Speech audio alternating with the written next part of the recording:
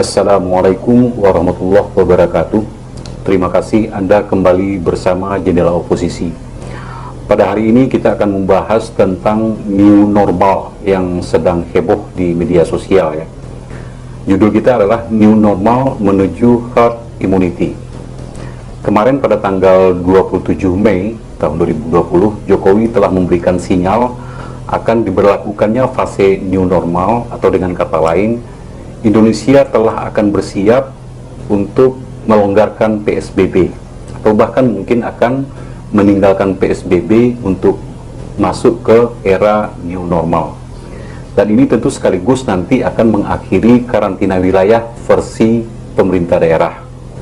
Karantina wilayah versi pemerintah daerah. Memangnya ada karantina wilayah? Ya, kita ketahui sebetulnya PSBB tidak sepenuhnya seperti yang diterangkan di undang-undang ya, tetapi juga disertai dengan karantina wilayah yang bervariasi di berbagai daerah. Ada yang sangat ketat, ada yang agak longgar, dan ada yang sangat longgar. Secara keputusan formal memang tidak ada yang namanya karantina wilayah sebagaimana amanat undang-undang, tetapi selama ini pelaksanaan PSBB oleh daerah itu hampir merata menerapkan juga karantina wilayah, yaitu pembatasan keluar masuk ya, orang yang akan keluar dan orang yang akan masuk. Anda tidak bisa masuk ke wilayah tertentu yang memberlakukan PSBB. Atau jika wilayah Anda itu memberlakukan PSBB, Anda juga tidak bisa keluar dari wilayah Anda itu. Dan itu sebetulnya bagian daripada karantina wilayah. Tetapi terlepas dari itu semua, new normal yang dicanangkan atau yang diwacanakan oleh pemerintahan Jokowi tampaknya tidak mendapat sambutan yang baik dari masyarakat, dari publik. Ada akun Twitter Erhel ya, @arisa_iwan, dia mengatakan di akun Twitternya, harga premium tidak naik, diam-diam premium menghilang di pasaran. Lalu pembatasan sosial berskala besar atau PSBB diterapkan, dan diam-diam malah karantina yang dilakukan atau penyekatan. Dan pada hari ini tagar kebohongan baru menjadi trending topik di media Twitter. Salah satu akun Twitter yaitu Anastasia @Anastasia184 itu menuliskan, kebohongan baru dibuat untuk membela pengusaha, jadi bukan rakyat. Untuk itu rakyat sudah mulai memahami.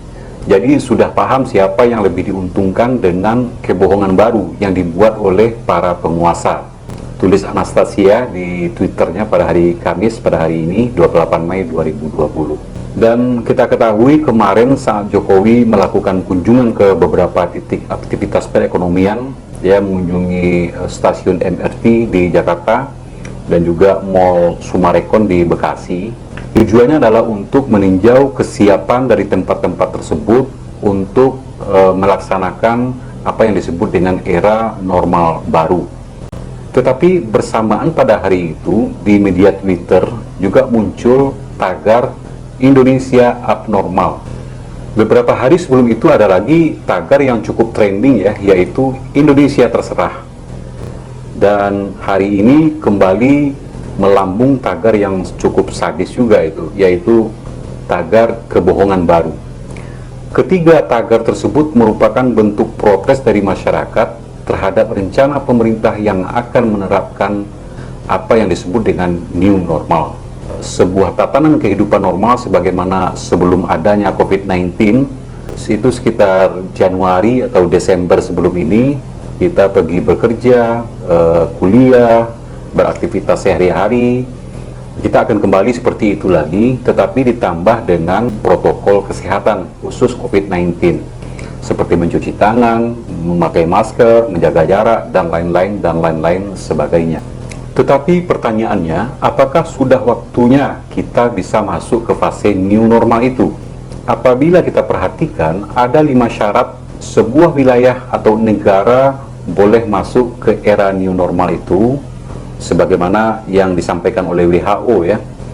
Itu yang pertama adalah itu terbukti wilayah atau negara itu menunjukkan bahwa transmisi COVID-19 itu sudah dapat dikendalikan, sudah berhasil dikendalikan. nanti ada indikator apa yang disebut dengan R0, itu standarnya harus kurang dari 1. Jadi artinya ada tren penurunan kasus secara kontinu. Kemudian yang kedua, kapasitas sistem kesehatan dan kesehatan masyarakat itu termasuk ruang perawatan, ruang isolasi, sumber daya tenaga medis, ya, kemudian kemampuan mengidentifikasi, mengisolasi, kemudian melakukan tes yang semakin banyak, dan juga mengkarantina. Kemudian syarat ketiga adalah risiko virus corona itu dapat diminimalkan di dalam pengaturan kerentanan yang tinggi. Jadi orang-orang seperti orang tua, orang-orang yang berpenyakit pendamping seperti hipertensi, ada diabetes, kemudian ada penyakit asma, jantung, dan lain-lain sebagainya. Ini orang-orang ini cukup berisiko tinggi, dan pemerintah atau wilayah tersebut itu mempunyai sistem di dalam melindungi kelompok ini lebih ketat lagi, sehingga mereka itu betul-betul terlindungi dari penularan COVID-19. Jadi sistem itu apakah kita sudah ada atau belum. Kemudian syarat yang keempat adalah risiko kasus impor itu dapat dikelola dengan baik. Jadi tidak ada yang lolos, baik itu impor dari negara lain ke negara Indonesia maupun impor antar daerah. Jadi harus ada sistem yang sedemikian rupa untuk mengelola persoalan-persoalan seperti itu.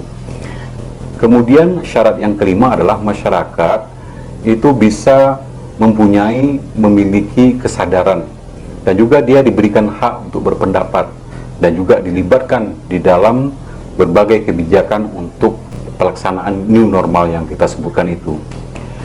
Nah, persoalannya sekarang, apakah Indonesia telah memiliki kelima kriteria itu? Rasanya masih belum ya, atau bahkan kita masih jauh dari itu. Lalu apa hubungan new normal dengan herd immunity? New normal sebetulnya adalah sebuah proses menjalankan kehidupan sehari-hari secara normal, itu dengan tambahan protokol kesehatan terkait COVID-19. Jadi mencuci tangan, memakai masker, kemudian menjaga jarak, kalau perlu pakai sarung tangan. Jadi di dalam kita beraktivitas, bekerja di kantor, pergi ke tempat ibadah, ke pasar, ke mall, itu protokol seperti itu harus secara disiplin diterapkan. Dan pertanyaannya, sampai kapan new normal ini akan dijalankan? Jadi new normal ini akan dijalankan sampai tercapainya sebuah kondisi masyarakat atau populasi di dalam sebuah wilayah atau sebuah daerah, itu di dalam posisi apa yang disebut dengan herd immunity. Apa itu herd immunity? Herd immunity adalah sebuah keadaan atau situasi yang telah dicapai melalui sebuah proses tertentu, sehingga sebagian besar dari populasi di wilayah itu 60 hingga 70% itu telah kebal terhadap COVID-19. Artinya 60% atau lebih penduduknya telah memiliki antibodi COVID-19. Contohnya virus di negara kita atau di dunia yang sebagian populasinya telah punya kekebalan, yaitu adalah virus polio contohnya, kemudian juga campak. Sehingga sekalipun virus itu menular, tetapi karena telah begitu banyak orang yang kebal atau populasi itu telah mencapai herd immunity, sehingga bahaya penularannya serta angka kesakitannya itu dapat ditekan secara maksimal. Lalu proses apa atau usaha apa yang harus dilakukan agar 60 hingga 70% penduduk tersebut dalam suatu wilayah itu bisa mendapatkan kekebalan terhadap COVID-19? Dan itu ada dua cara. Yang pertama adalah apa yang disebut dengan artificial herd immunity, atau dengan cara buatan, yaitu dengan cara melakukan vaksinasi massal kepada semua atau sebagian besar dari penduduk di wilayah itu. Ini contohnya seperti polio, ya, kemudian juga campak. Kita sudah melakukan imunisasi hampir seluruh penduduk Indonesia, seperti halnya polio dan campak sebagaimana contoh di atas tadi. Kemudian cara yang kedua adalah dengan cara alami, yaitu natural herd immunity, di mana sebagian besar populasi dibiarkan terinfeksi virus, dengan harapan sebagian besar yang terinfeksi itu nantinya akan sembuh dan tentu saja juga berarti telah kebal terhadap virus tersebut. Tetapi ada risiko lain yang lebih mengerikan. Orang-orang yang rentan seperti faktor usia, kemudian ada penyakit-penyakit penyerta seperti jantung, hipertensi, asma, TBC, dan lain-lain, itu akan menjadi korban. Artinya bagi orang-orang yang kuat dan imun, maka ia bisa menang melawan virus tersebut. Tetapi bagi orang yang kalah, dia akan menjadi korban. Kemudian bahaya lain yang tak kalah pentingnya adalah terjadinya overload vaskes atau fasilitas kesehatan atau rumah sakit yang tidak akan mampu menampung pasien begitu berlimpah. Selain sarana prasarana, APD, dan lain-lain, dan juga jumlah tenaga medis juga tidak akan mampu melayani tumpukan pasien. Jadi alhasil rumah sakit hanya akan menjadi tempat tujuan akhir sebagai ending dari kekalahan mereka melawan COVID-19 ini. Jadi apabila kita perhatikan dengan cermat, maka new normal itu termasuk kepada usaha di dalam kategori kedua tadi, yaitu mencapai herd immunity dengan cara alami, tetapi memang disertai dengan kontrol yang ketat untuk mencegah penularan, terutama kepada populasi yang rentan terhadap COVID-19 itu. Kelompok yang rentan ini betul-betul harus terlindungi dengan ketat. Masalahnya sekarang adalah apakah sistem kita sudah tersedia untuk itu. Misalnya kebijakan pemerintah atau perusahaan untuk memajukan pensiun dini di usia 50 tahun ya. Termasuk juga mereka yang menyandang komorbid atau penyakit penyerta. Jadi orang-orang yang masih bekerja dengan ada hipertensi, kemudian diabetes. Ini kan merupakan orang-orang yang berisiko tinggi terhadap penularan COVID-19. Kemudian kita tahu bahwa tempat kerja, apa itu kantor atau pabrik, dan juga lokasi aktivitas pekerjaan bagi mereka, itu adalah jembatan lapuk yang bisa membuat mereka terjatuh. Makanya kita menyarankan kepada pemerintah, bila 5 kriteria WHO itu belum terpenuhi dengan baik, belum terpenuhi secara jujur, sebaiknya pemerintah menunda dulu, sehingga apabila kita masuk kepada new normal di dalam kondisi kita yang sudah siap dengan syarat yang telah ditetapkan oleh WHO yang 5 poin tadi, itu betul-betul sudah maksimal kita miliki, sudah atau paling tidak optimal kita miliki, maka new normal tentu akan itu tidak terlalu mempunyai risiko yang lebih serius.